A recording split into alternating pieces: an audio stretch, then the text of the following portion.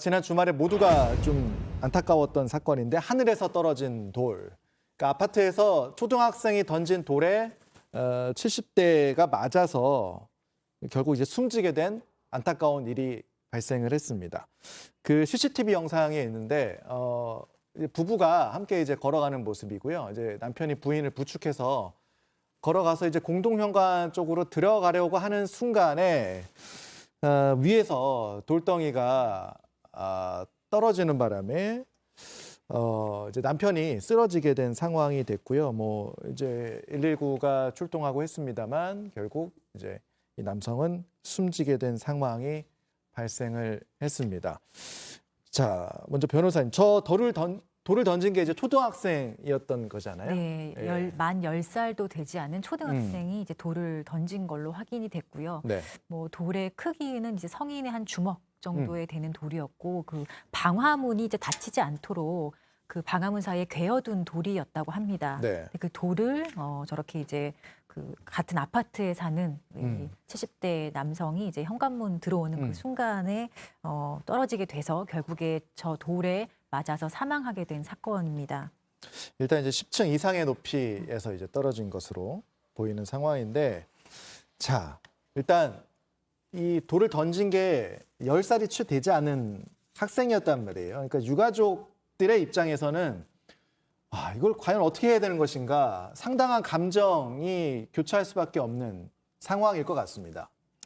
네, 이제 바로 옆에 있던 남편이 돌에 맞아서 이제 사망한 충격, 그 아내분의 충격과 그다음에 유가족, 이렇게 자녀들의 이제 얼마나 허망한지 그 심정을 저희가 이제 감히 상상이 되지 않는 상황인데요. 네. 이 유가족 입장에서도 어린 아이, 초등학생 이제 저학년인 아이가 이런 행위를 하다 보니까 누구를 탓해야 될지 모르겠다. 그 아이를 탓할지, 그 아이의 부모를 탓해야 될지, 혹은 세상을 탓해야 될지 이걸 모르겠다라고 이야기를 하면서 그 심정을 이제 이야기를 하고 있는데요. 근데 저도 이 영상을 보면서 물론 이제 지나오는 이제 횡단보도를 이제 지나서 오는 장면까지 보이긴 했는데 그 아파트 위에서 이제 던지는 상황이었는데 사실 영상을 보면 사람이 지나가는 것이 보이지 않을 수 없는 상황으로 보여지거든요. 충분히 보일 수 있는 상황으로 보여지고 좀 어리긴 하지만 연령상 어떤 논리적 사고가 가능한 상황입니다. 다시 말하면 내가 이렇게 돌을 던졌을 때 지나가는 사람이 다칠 수 있는 정도의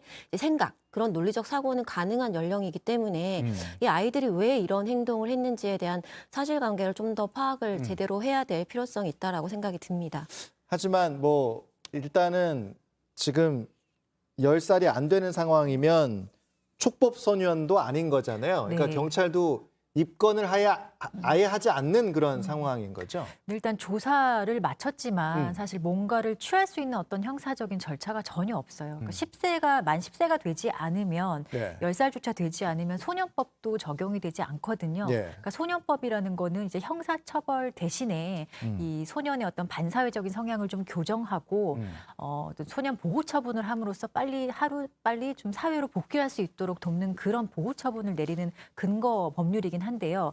일단 이 소년법상의 어떤 그 소년 보호 처분을 받기 위해서는 최소한 연령이 10살은 되어야 되는 거예요. 네. 10살은 되어야 되고 10살이 되지 않은 아이라면 그 어떤 범죄를 저질러도 지금 우리의 어떤 법률상으로는 형사처벌할 수도 없고 또 소년법상의 그 정해진 소년 보호 처분도 할 수 없는 그런 완전한 어떤 그 제재의 사각지대에 있는 상황은 맞습니다. 그러다 보니까 이제 유족의 입장에서는 과연 누구를 원망해야 하는 것인가 이런 생각이 당연히 들 수밖에 없는 상황인데, 자, 박사님, 이런 상황이 아파트 밖으로 뭘 던지는 행위가 없어야 되는데 어린 아이들에 의해서 가끔씩 발생을 했습니다. 과거에도 뭐 처음 있는 사례는 아니에요. 네, 2015년 10월에도 유사한 사건이 있었는데요. 네.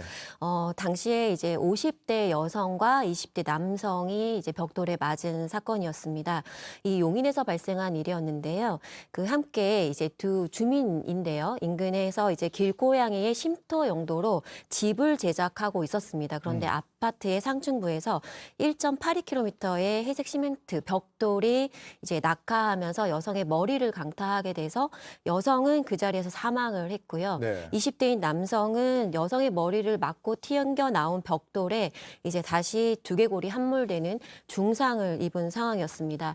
이 당시에도 이런 돌을 던졌던 이제 벽돌을 던졌던 아이들이 초등학교 4학년이었고요. 그 옆에서 지켜본 아이가 초등학교 5학년, 3학년인 아이들이어서 이제 초등학교 4학년인 아이의 경우에는 당시 연령이 10세 미만이기 때문에 불기소 처분이 되었고 옆에 있었던 11살인 그 아이만 과실치상상 혐의로 법원 소년부에 송치되었던 사건입니다. 자, 일단 이렇게 지금 일단 상황은 발생을 했어요.